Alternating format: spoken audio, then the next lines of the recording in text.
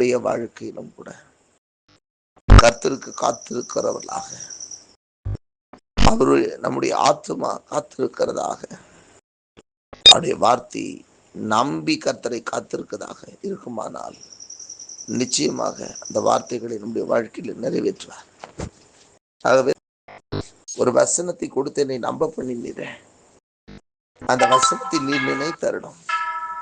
நீ நினைப்பீரானால் அது என்னுடைய வாழ்க்கையில அது நன்மையை பயக்கும் என்பதாக அவர் அங்கே சொல்லுகிறதை நாம் பார்க்க முடியும்.